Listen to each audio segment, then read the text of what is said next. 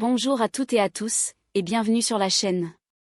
Aujourd'hui, on vous dévoile le résumé complet et palpitant de l'épisode 316 de Plus belle la vie, saison 2. Diffusé ce mardi 22 avril 2025 sur TF1. Au cœur de cet épisode bouleversant, les tensions atteignent un nouveau sommet, Vanessa est à genoux. Rongée par la culpabilité après avoir brisé la vie de Bahram, tandis que Ulysse tente l'impossible pour sauver un homme innocent, détenu dans un centre de rétention à Nice. De leur côté, Blanche et Hector se battent contre le silence administratif, prêts à tout pour découvrir la vérité. Mais ce n'est pas tout. La relation entre Vanessa et Hector bascule dans une zone de non-retour. Tandis que la justice interne secoue le commissariat avec des enquêtes de l'IGPN qui menacent l'avenir de Patrick et Morgane. Et à l'hôpital, le passé de Vadim ressurgit brutalement, fragilisant encore davantage une équipe à bout. Et au milieu de ce chaos, une question cruciale se pose, jusqu'où est-on prêt à aller par amour? Par loyauté? Par regret? Restez bien avec nous pour découvrir tous les détails, rebondissements et révélations de cet épisode intense. Dans l'ombre de ses erreurs, Vanessa est à bout de souffle. Depuis que Ulysse l'a confrontée, depuis qu'il l'a regardée droit dans les yeux pour lui dire qu'elle devenait un monstre, elle n'a plus la force de se mentir. Ce qu'elle a fait, cette dénonciation qui a provoqué l'arrestation de Bahram, le jour même de son mariage avec Eric, la ronge désormais de l'intérieur. Dans un moment d'intimité rare, elle se confie à Ophélie. Une vérité qu'elle n'avait jamais osé dire à voix haute lui échappe enfin. Si je n'ai pas suivi Hector il y a 30 ans, c'est parce que je ne voulais pas redevenir pauvre. Pas parce qu'elle ne l'aimait pas. Pas parce qu'elle doutait de lui. Mais parce que la peur du manque, la peur de retomber dans l'insécurité, avait été plus forte que l'amour. Une lâcheté qu'elle traîne comme un poids invisible depuis 3 décennies. Plus tard, c'est face à Ulysse qu'elle dépose les armes, les larmes aux yeux. Tu avais raison. Je suis un monstre.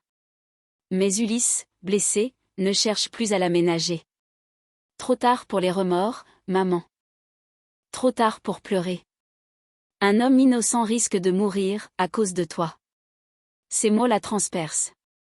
Vanessa comprend qu'elle a franchi la limite de l'irréparable. Pourtant, dans un dernier sursaut d'humanité, elle annonce qu'elle va faire le nécessaire. Je vais le sauver. Je vais tout faire pour le sortir de là. Mais avant que son fils ne parte, elle le supplie. Promets-moi de ne rien dire à Hector. Je supporterai pas qu'il me méprise, pas lui. Il la regarde. Il ne promet pas par tendresse, mais peut-être par pitié. Et s'en va. Pendant ce temps, Blanche refuse de rester dans l'attente. Elle sent que quelque chose de grave se joue. Bahram a disparu depuis 4 jours. Aucun appel, aucune trace. Ni en centre de rétention, ni dans les fichiers officiels. Il s'est évaporé. Alors elle décide d'agir. Elle se rend chez Hector, déterminée, tendue mais calme. On ne peut plus attendre. Viens avec moi à la préfecture. On doit savoir où il est. S'il est détenu, il faut une preuve. Et s'il ne l'est pas, alors c'est pire. Hector hésite une fraction de seconde. Mais il sait que Blanche a raison. Cette affaire dépasse désormais les querelles personnelles. Il s'agit d'un homme. D'un danger imminent. D'une disparition qui pourrait être fatale. Tandis que Vanessa tente de réparer ce qu'elle a détruit, Blanche et Hector lancent une course contre la montre pour retrouver Bahram avant qu'il ne soit trop tard. Les regrets suffiront-ils à faire tomber la vérité? Et si Bahram est toujours vivant, dans quel état le retrouveront-ils? La vérité approche. Mais chaque heure perdue pourrait bien coûter une vie. L'ambiance au commissariat est de plus en plus lourde. Patrick Nebou est convoqué par l'IGPN, et l'entretien prend rapidement une tournure personnelle et inquiétante. L'inspectrice ne donne aucun calendrier précis. Je ne peux pas vous dire combien de temps va durer cette enquête. On ira au bout, quoi qu'il en coûte. Mais ce n'est pas tout. Elle lève une information surprenante. Vous vivez toujours sous le même toit que le commandant Boé, n'est-ce pas? Patrick ne cache pas son trouble. La relation personnelle qu'il entretient avec Boé mêlé à l'implication de Samuel Gaillet dans plusieurs affaires sensibles, semble éveiller les soupçons. On va commencer par le dossier de Samuel Gaillet. Je veux vos états de service. Vos relevés. Et tout ce qui concerne vos décisions dans les procédures où il est impliqué. Le ton est sec. Inflexible. Patrick comprend que cette fois, tout est passé au crible. Et que l'étau se resserre, lentement mais sûrement. Pendant ce temps, à l'hôpital, Babette traverse une période d'épuisement physique et émotionnel. Les pressions professionnelles s'ajoutent au drame personnel, et elle tente de garder la tête hors de l'eau. Elle confie à Gabriel Riva. Vadim doit reprendre son service. Je suis à bout. Gabriel, sceptique, ne cache pas son avis. Franchement, j'ai pas envie de le garder dans l'équipe. Il a pas le profil. Trop de zones d'ombre, trop de failles. Mais Babette, fidèle à sa ligne de conduite, le coupe sèchement. Je sais qu'il est loin d'être parfait. Mais je vais pas le virer. Il a fait des efforts.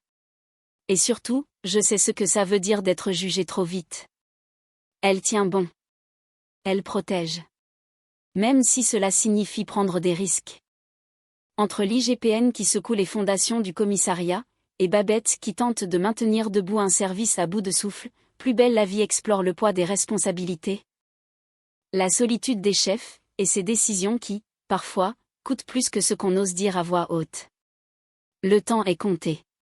Ulysse Kepler a enfin obtenu une information capitale. Bahram est détenu au centre de rétention de Nice, loin du Mistral, dans l'attente d'une expulsion qui pourrait lui être fatale s'il est renvoyé dans son pays. La tension monte d'un cran. Il faut agir vite. Très vite. Ulysse, d'ordinaire méthodique, est tendu. Les recours juridiques sont minces, les délais réduits, et l'OQTF pèse comme une menace imminente. Mais face à lui, Hector tente de garder espoir. Il croit en son neveu. Si quelqu'un peut le sauver, c'est toi. Tu es le meilleur avocat que je connaisse. Ces mots résonnent comme une pression, mais aussi comme un appel à la combativité. Pour Bahram, chaque minute compte.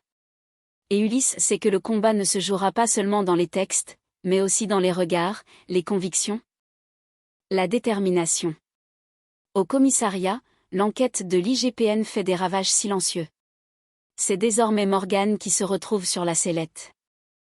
L'enquêtrice de l'IGPN la fixe sans détour et lui reproche une faute grave dans la gestion de l'affaire Carteron.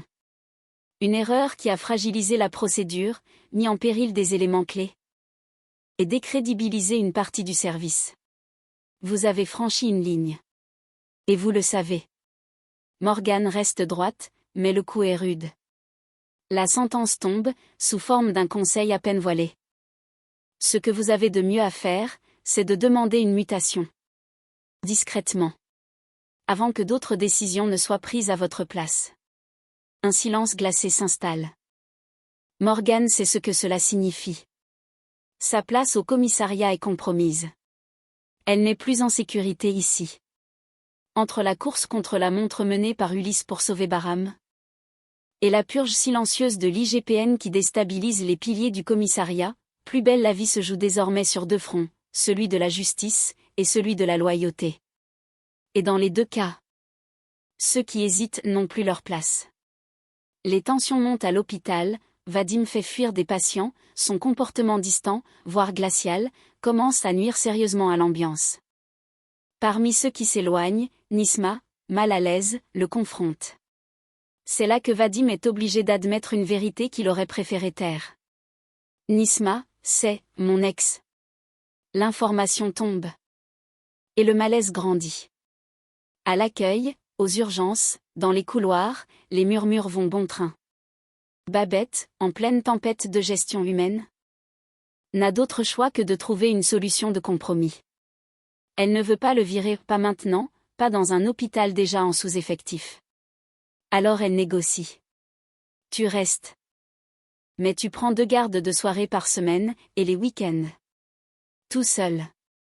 Vadim accepte. Il n'a pas vraiment le choix. Le deal est dur. Mais le deal est validé. Pendant ce temps, au bord de la piscine, dans l'élégance feutrée du pavillon des fleurs, Ophélie est allongée sur le canapé, un manuscrit en main. C'est le premier chapitre du projet d'Hector. Récit pour un aventurier ordinaire. Un texte intime, écrit à la main, offert discrètement par son auteur. Ophélie le lit avec attention, touchée. Vanessa arrive à pas feutrer. Le regard encore humide. Elle tente de masquer son trouble, mais Ophélie perçoit tout de suite qu'elle a pleuré. T'as pleuré, non? Vanessa détourne le regard, esquisse un sourire maladroit. J'ai des allergies. Mais Ophélie ne dit rien. Elle sait. Elle comprend. Ce n'est pas la piscine, ni le vent, ni les pollens. C'est la solitude, le poids des regrets. La tendresse d'un texte qui lui échappe. Et pendant que le passé ressurgit dans les mots d'Hector, Vanessa, elle, étouffe dans ce présent qu'elle ne maîtrise plus. Plus belle la vie plonge ici dans les remous du non-dit et des compromis, où chaque personnage se bat contre sa propre image, contre ce qu'il cache, contre ce qu'il a perdu.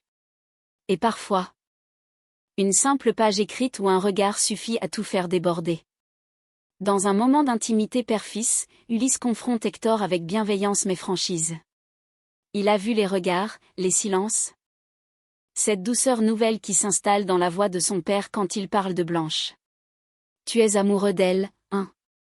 Hector hésite. Puis, sans détour, il cède.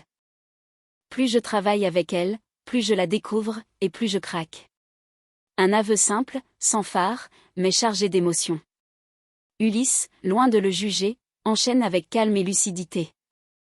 On n'est pas sur un petit crush, là. C'est un coup de foudre. Tu l'aimes, et tu le sais. Hector baisse les yeux. Il ne nie pas. Car Ulysse a mis les mots exacts sur ce qu'il ressent depuis des semaines. Ce lien qu'il croyait impossible, né dans le travail, est devenu une évidence. Vanessa, rattrapée par ses choix, admet enfin son mensonge intérieur. De son côté, Vanessa est forcée de regarder en face la décision qui a changé sa vie. Et surtout, d'en parler enfin avec honnêteté. Elle l'avoue à demi-mot. D'une voix faible mais franche. J'ai choisi Alexandre parce que j'avais peur de redevenir pauvre. Ce n'était pas un choix du cœur. C'était une stratégie de survie, un calcul social. Une décision dictée par la peur, pas par l'amour. Et puis, dans un souffle, elle lâche ce qu'elle a toujours tu jusque-là. Je n'ai jamais aimé Alexandre comme j'ai aimé Hector. Jamais. Des mots qui résonnent comme un cri muet, une vérité trop longtemps enfouie, et qui aujourd'hui la dévaste. Car maintenant, elle le sait, en trahissant ses sentiments pour choisir la sécurité. Elle a perdu bien plus qu'un amour. Elle a perdu son chemin. Entre le cœur d'Hector qui bat de plus en plus fort pour Blanche, et le cœur brisé de Vanessa, lucide trop tard. Plus belle la vie explore avec justesse ces moments où l'amour rattrape ceux qui l'ont fui et où le bonheur se joue parfois sur un aveu, une décision, une seconde d'honnêteté. L'atmosphère est électrique au pavillon des fleurs.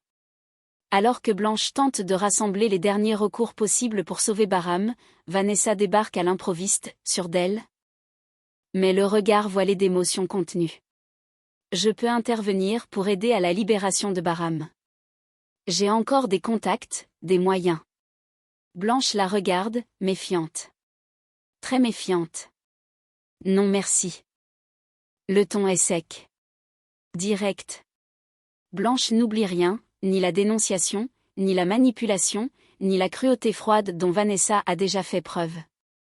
Mais Vanessa insiste, presque adoucie. Plus ambiguë que jamais. Tu n'as pas confiance, je le comprends. Mais pose-toi une seule question, est-ce que tu veux sauver Bahram, ou pas? Blanche hésite. Son instinct crie de fuir. De refuser toute alliance douteuse. Mais la vie de Bahram est en jeu. Elle finit par poser la question qui la brûle. Il n'y aura pas de contrepartie? Vanessa la fixe, et cette fois. Plus aucun masque. Si je fais libérer Bahram, il y aura un prix à payer. Un silence. Lourd. Tendu. Blanche comprend. Même si Vanessa ne le dit pas, elle le devine. Le prix, ce sera Hector. Ne plus l'approcher. Ne plus travailler avec lui. Ne plus croiser son chemin. Renoncer à ce lien sincère qui les unit de plus en plus. Blanche reste interdite. Le dilemme est terrible. Sauver un homme, ou perdre celui qu'elle aime peut-être. Vanessa, elle, sait exactement ce qu'elle fait. Son cœur est blessé, mais sa fierté ne pliera pas. Elle préfère gagner Hector par l'éloignement des autres, que le perdre définitivement au profit de Blanche. La balle est dans le camp de Blanche. Mais quel que soit son choix, rien ne sera jamais plus comme avant. Et voilà, c'est la fin de notre résumé détaillé de l'épisode 316 de Plus belle la vie, diffusé le mardi 22 avril 2025 sur TF1. Un épisode intensément dramatique, où la culpabilité de Vanessa explose au grand jour, où Ulysse se bat contre le temps pour sauver Bahram, et où le commissariat comme l'hôpital vacille sous le poids des tensions. Des révélations et des erreurs passées. Entre les aveux déchirants, les manipulations calculées, et les amours impossibles, chaque personnage est confronté à une décision cruciale.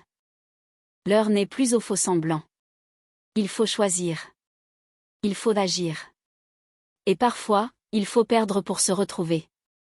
Si cette vidéo vous a plu, pensez à liker, à vous abonner et à activer la cloche pour ne rien manquer de la suite. On se retrouve très bientôt pour un nouvel épisode de Plus belle la vie, car au Mistral, chaque jour peut faire tout basculer. À très vite.